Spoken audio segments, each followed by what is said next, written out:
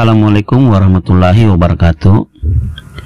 Kisah 5 perkara aneh yang diceritakan oleh Abu Laits As-Samarkandi. Beliau adalah seorang ahli fikih yang masyhur. Suatu ketika dia pernah berkata, "Ayahku menceritakan bahwa antara nabi-nabi yang bukan rasul ada menerima wahyu dalam bentuk mimpi dan ada pula hanya mendengar suara. Maka salah seorang nabi yang menerima wahyu melalui mimpi itu pada suatu malam bermimpi, diperintahkan yang berbunyi, 'Esok engkau dikehendaki keluar dari rumah pada waktu pagi hari menghadap ke barat. Engkau dikehendaki berbuat 5 perkara. Yang pertama, apa yang engkau lihat atau hadapi, maka makanlah. Yang kedua, engkau sembunyikan.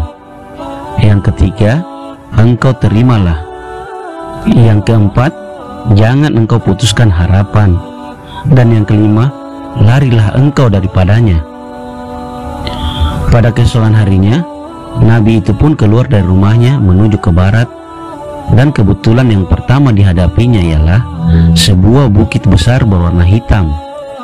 Nabi itu pun kebingungan sambil berkata, 'Aku diperintahkan memakan pertama yang aku hadapi, tapi sungguh aneh, sesuatu yang mustahil yang tidak dapat dilaksanakan.' Maka nabi itu terus berjalan menuju ke bukit itu dengan hasrat untuk memakannya. Ketika dia menghampirinya, tiba-tiba bukit itu pun mengecilkan diri sehingga menjadi sebesar sepotong roti. Maka nabi pun mengambilnya lalu disuapkan ke mulutnya. Bila ditelan terasa sungguh manis bagaikan madu. Dia pun mengucapkan syukur alhamdulillah. Kemudian nabi itu meneruskan perjalanannya, lalu bertemu pula dengan sebuah mangkuk emas. Dia teringat akan arahan mimpinya supaya disembunyikan. Lantas nabi itu pun menggali sebuah lubang, lalu ditanamkan mangkuk emas itu, kemudian ditinggalkannya. Tiba-tiba mangkuk emas itu keluar seperti semula. Nabi itu pun menanamkannya semula sehingga 3 kali berturut-turut.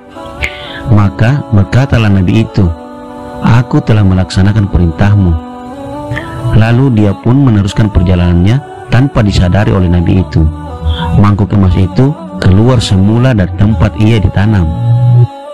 Ketika dia sedang berjalan, tiba-tiba dia ternampak seekor burung elang sedang mengejar seekor burung kecil. Kemudian terdengarlah burung kecil itu berkata, 'Wahai Nabi Allah, tolonglah aku.' Mendengar rayuan burung itu, hatinya merasa simpati. Lalu dia pun mengambil burung itu dan dimasukkan ke dalam bajunya. Sang elang melihat keadaan itu, lantas burung elang itu pun datang menghampiri Nabi sambil berkata, 'Wahai Nabi Allah, aku sangat lapar dan aku mengejar burung itu sejak pagi tadi. Oleh itu, janganlah engkau patahkan harapanku dari rezekiku.' Nabi itu pun teringatkan pesan arahan dalam mimpinya yang keempat, yaitu tidak boleh putuskan harapan. Dia menjadi kebingungan untuk menyelesaikan perkara itu. Akhirnya dia membuat keputusan untuk mengambil pedangnya, lalu memotong sedikit daging pahanya dan diberikan kepada elang itu.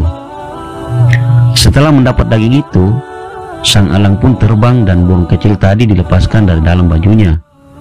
Selepas kejadian itu, Nabi meneruskan perjalanannya. Tidak lama kemudian, dia bertemu dengan satu bangkai yang amat busuk baunya.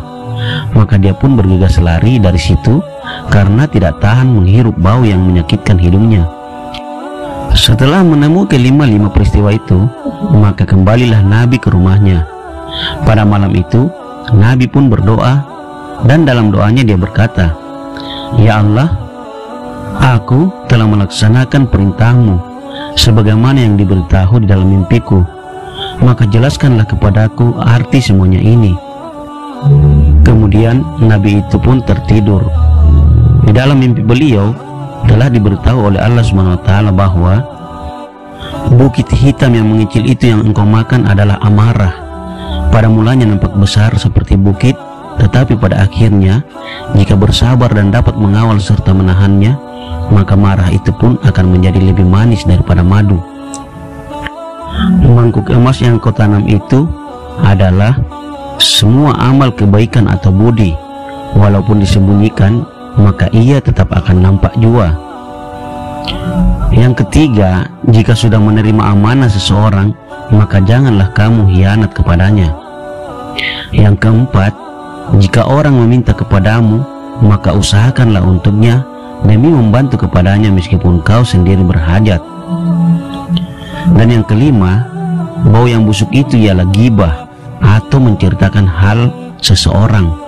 Maka larilah dari orang-orang yang sedang duduk berkumpul membuat ghibah.